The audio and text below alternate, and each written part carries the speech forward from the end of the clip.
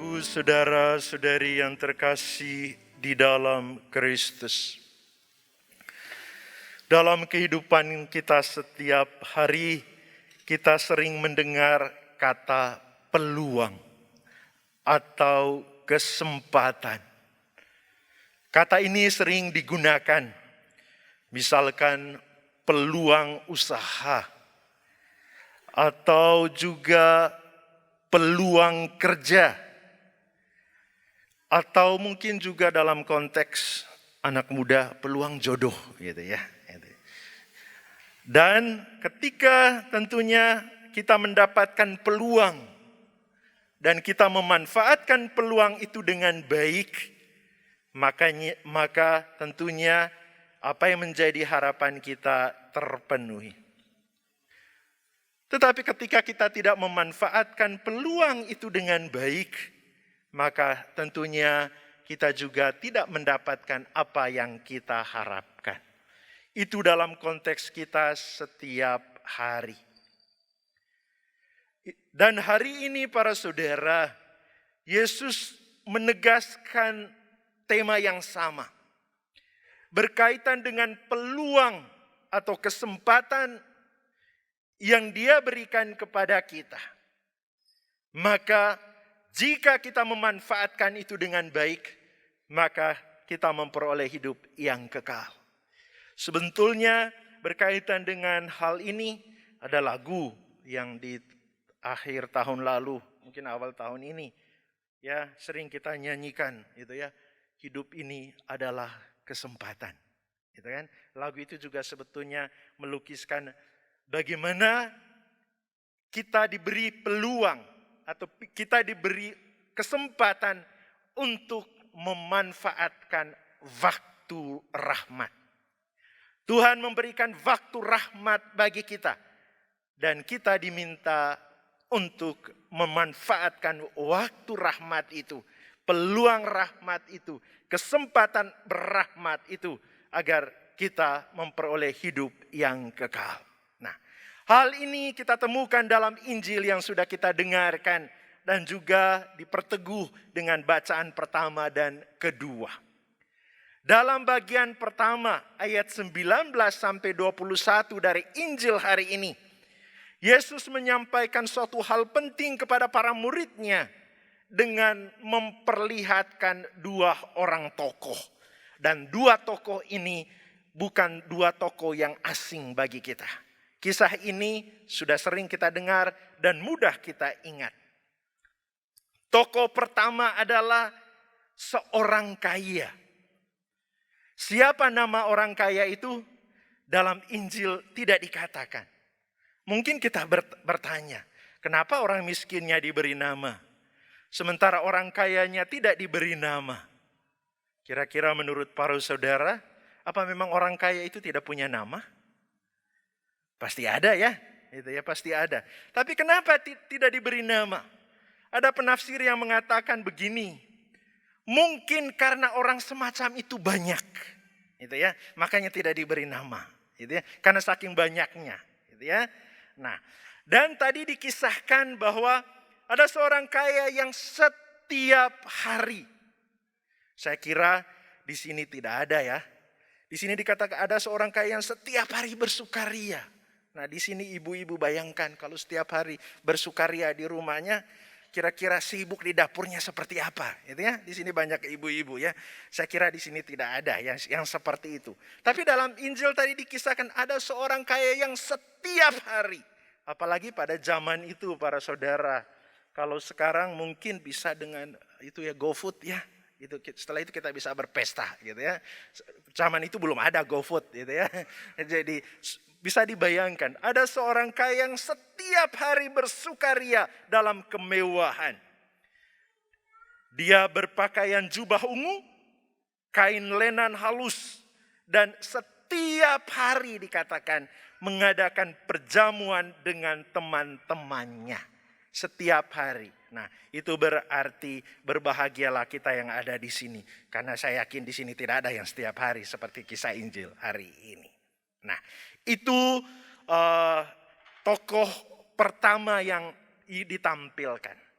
Kemudian Ada tokoh kedua yang ditampilkan. Seorang pengemis namanya Lazarus. Lazarus itu atau Eleazar. Nama yang belakangan ini tidak asing bagi kita ya. Ada namanya Eleazar gitu ya. Tapi sebetulnya artinya bagus para saudara. Eleazar itu Allah itu penolong. Gitu ya. Nama itu Eleazar itu artinya Allah itu penolong. Dia dibaringkan di depan pintu rumah orang kaya itu. Dengan jelas digambarkan tadi dalam Injil. Badannya penuh borok. Bahkan dia tidak punya kekuatan lagi. Sehingga ketika anjing datang, dia tidak punya kekuatan untuk mengusir anjing itu. Dia bertahan karena ingin mendapatkan makanan dari orang kaya itu. Dan dikisahkan dia mengalami itu sampai pada kematiannya. Nah, apa yang dapat kita refleksikan dari dua tokoh di atas bagian pertama Injil hari ini? Tentu kita bertanya para saudara bahwa apakah kekayaan itu tidak baik?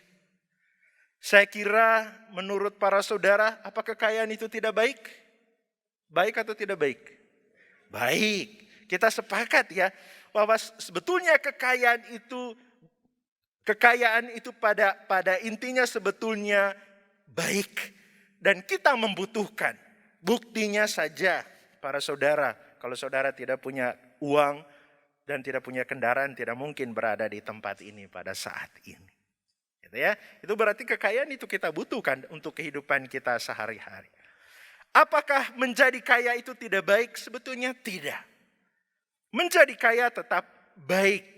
Nah, hanya kekurangan dari kisah ini, dan tadi dalam pembukaan Romo Patris sudah mengingatkan kita, bahwa kekurangannya adalah soal disposisi batin si kaya yang tidak peduli dengan si pengemis. Dan para saudara, tentu juga kita bertanya, mengapa si pengemis itu berada di depan rumah si kaya? Injil hari ini mau mengingatkan kita bahwa itu adalah realitas kita. Bahwa dalam kehidupan ini ada orang miskin, ada orang kaya. Dan itu tidak bisa dihindari. Dan tentunya kesalahan yang dilakukan oleh si kaya ialah dia tidak tergerak hatinya untuk menolong si pengemis. Dan akhirnya pun si pengemis itu mati dalam penderitaannya. Padahal di sisi lain bahwa Yesus menghendaki agar kita memiliki sikap untuk memiliki kepedulian dan berbagi kepada sesama. Dan itu adalah semangat Yesus. Yesus selalu berbagi. Bahkan dia menyerahkan dirinya untuk menyelamatkan kita. Itu bagian pertama dari Injil. Nah, kembali kepada kita para saudara. Seperti yang saya katakan tadi, kita bersyukur bahwa kita bukan dalam kategori orang yang setiap hari berpesta pora. Tetapi dalam permenungan saya, mungkin secara materi kita tidak kaya. Tapi mungkin ada kekayaan-kekayaan yang lain yang enggan kita bagikan. Saya tidak tahu di sini, mungkin ada yang sudah S2, S3 atau S4 gitu ya, atau S berapalah gitu ya. Nah, sebetulnya para saudara itu berarti kalau saudara yang tadi S1 berarti kan Anda itu lebih kaya dari yang SMA. Ya kan? S2 itu berarti Anda itu lebih kaya dari yang S1. S3 berarti Anda lebih kaya dari yang S2. Nah, mungkin tanpa kita sadari bahwa kita berpikir bahwa orang yang kaya yang dalam konteks tadi. Tetapi sebetulnya dalam konteks yang lain kita juga kaya dan enggan berbagi ilmu. Gitu ya. Ada orang yang memiliki talenta, mungkin kaya dalam talenta, gitu ya. Dia enggan untuk berbagi, padahal pada saat itu masih banyak orang yang membutuhkan kehadiran dia. Ada orang yang mungkin S2 dalam bidangnya, gitu ya.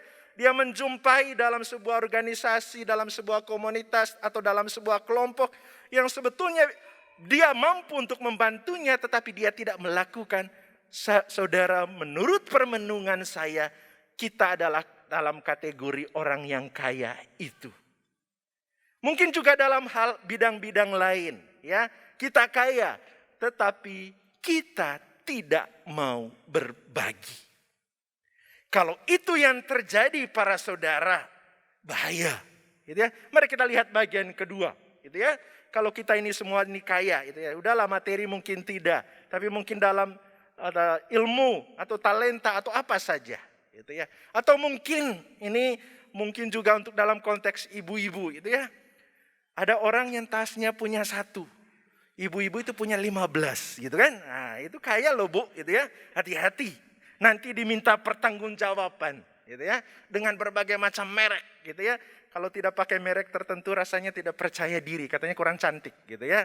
Jadi cantiknya diukur dengan tas yang ditenteng. Katanya gitu ya. Nah itu para saudara yang terkasih. Mungkin dalam konteks itu juga kita kaya dan enggan untuk berbagi. Mari kita lihat bagian kedua. Apa yang terjadi ketika kita enggan berbagi? Dalam kisah tadi dikatakan bahwa Lazarus mati lebih dahulu. Mungkin dia mati di jalan, gitu ya.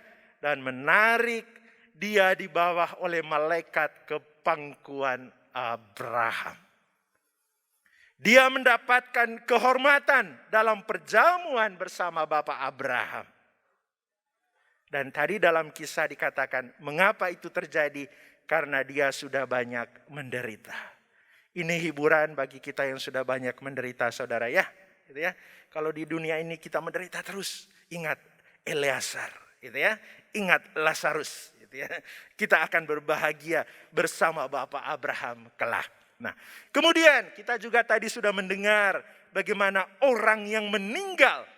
Dan saya yakin mungkin orang kaya itu tadi meninggal tidak di jalan, pasti di rumah sakit dia, gitu ya, karena dia banyak duit, gitu ya. Dan akhir hidupnya dia mendapatkan kematian kekal. Nah, dari bagian kedua ini apa yang dapat kita renungkan para saudara? Seperti dalam kata pembukaan tadi Romo Patris katakan, Allah kita adalah Allah yang adil. Dari kisah ini diperlihatkan bahwa Allah kita itu adalah Allah yang adil. Dalam kehidupan kita sehari-hari kadang juga kita menggerutu gitu ya. Kenapa ya kok dia itu kok tidak mati-mati ya, padahal hidupnya tidak baik gitu kan. Kita yang hidupnya baik-baik ini kok menderita terus gitu kan. Gitu ya. Kadang ada menggerutu seperti itu dalam kehidupan kita. Tapi yang pasti para saudara, dari Injil hari ini kita diingatkan Allah bukan tidak adil.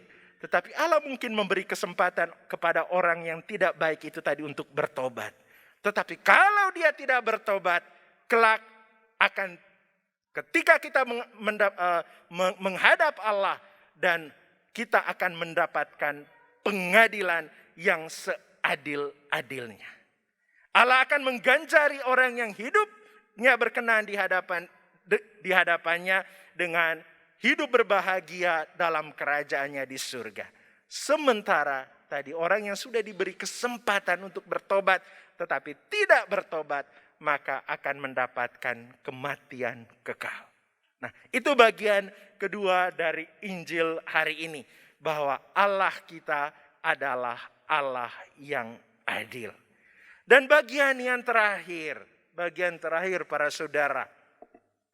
Dalam ayat 27 sampai 31. Orang kaya itu memiliki kepedulian terhadap saudaranya. Tetapi sudah terlambat. Gitu ya. Orang selalu mengatakan begini. Penyesalan itu selalu datang kemudian. Gitu ya. Penyesalan itu selalu datang kemudian. Itu yang terjadi dengan orang kaya ini.